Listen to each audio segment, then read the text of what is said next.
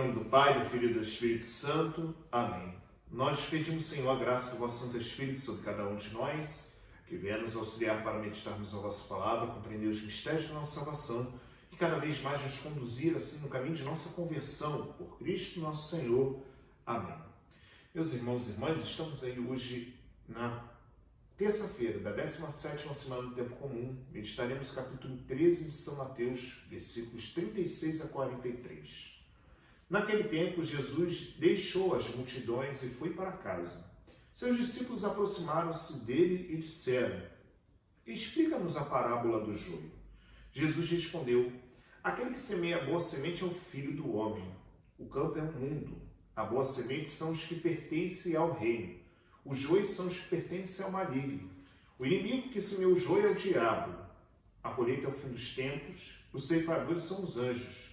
Como o joio é recolhido e queimado ao fogo, assim também acontecerá no fim dos tempos.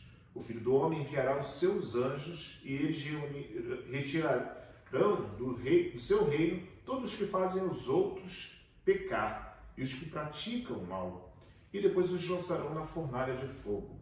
Ali haverá ranger de dentes, enquanto os justos brilharão como o sol no reino de seu Pai. Quem tem ouvidos, ouça.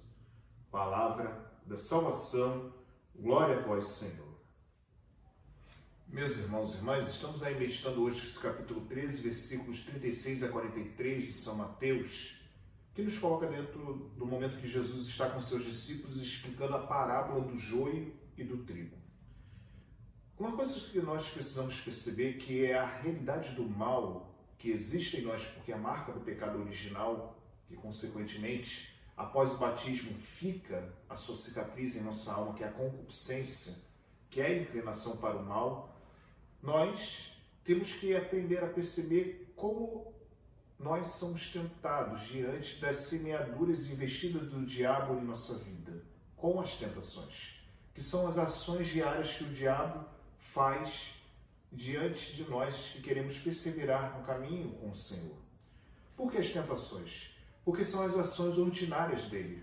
Ele, sabendo como nós somos, como nós reagimos, ele sabe os pontos fracos que cada um de nós temos e, consequentemente a isso, ele vai tentando encontrar meios de semear o joio dentro de nós, para que ele possa, diante da circunstância, nos colocar cada vez mais numa situação de inclinarmos para longe da graça de Deus. Por isso, quando nós vemos o Senhor explicando a questão da parábola do joio e do trigo, mostra justamente que o Senhor ele sempre semeia o trigo na nossa vida, mas o diabo que vai lá e semeia o joio, ele faz muitas vezes querendo criar uma situação de divisão dentro de nós e, consequentemente, nos colocar em dúvida e até mesmo não aceitar a graça de Deus e a sua ação entre nós, nos colocar muitas vezes da sensação de incapacitados que somos de corresponder ao amor do Senhor. E aqui nós precisamos perceber que tudo isso que nós fazemos e realizamos na nossa vida será condicionado para a nossa salvação. E aí a condição que nós vamos viver diante disso é justamente perceber: se permitirmos o mal perpetuar em nós, diante do dia final do juízo universal, se caso aconteça quando o Senhor voltar, ou no nosso juízo particular, diante depois da morte, teremos que prestar contas de tudo isso. Por isso, a ação da graça de Deus, que é justamente o trigo semeado em nossa vida, ela precisa passar por esse processo, onde o Senhor ele permite o mal e o bem conviverem. Mas se nós não aprendemos dentro da nossa caminhada de vida a lidar com o mal que está em nós, a conviver com ele, e lidar para que ele possa se transformar cada vez mais em nossa vida, não seremos capazes de viver uma experiência de cada vez mais corresponder à graça e o chamado do Senhor.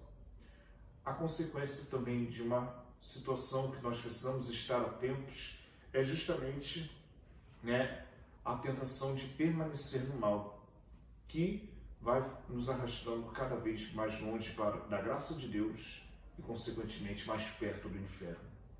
Embora são realidades que não são mais abordadas hoje em em nosso meio por conta dessa situação do relativismo, o Senhor deixa muito claro isso para nós. Deixa claro para que nós estejamos atentos pelas circunstâncias que a vida muitas vezes quer nos amarrar, prender-nos e muitas vezes levar-nos para longe do Senhor. São situações que todos nós precisamos alertarmos, porque senão nós corremos o grande risco de colocar a nossa salvação a perder-se da nossa vida. Porque o Senhor nos dá a graça para sermos salvos, mas é a correspondência das decisões da nossa vida e justamente aquilo que nós abraçamos que vai definir no final a meta para onde vamos, para os céus ou para o inferno. Isso depende de nós. Por isso, cada decisão tem um poder na nossa vida de decidirmos o caminho para onde vamos. Por isso, lidar com o joio e com o trigo não é só algo externo nas pessoas que vão estar dentro da igreja, pessoas que querem viver, pessoas que não querem viver, pessoas que buscam, pessoas que não buscam, mas também isso também está em nós. Nós precisamos atentarmos para não nos perdermos diante de toda essa batalha e na caminhada. Por isso, peçamos ao Senhor que nos conceda a graça de mergulharmos cada vez mais nesta experiência, de permitirmos a sua palavra e a sua graça agir em nós e nos auxiliar cada vez mais em nossa conversão. Que o Senhor nos sustente, nos guie e nos dê a força de cada vez mais perseverar com Ele no caminho e realizar as suas obras em nossa vida. Louvado seja nosso Senhor Jesus Cristo, para sempre seja louvado. Deus abençoe, proteja e guarde todo o mal, em nome do Pai, do Filho e do Espírito Santo. Amém. Deus abençoe a todos vocês. Tenham todos um bom dia.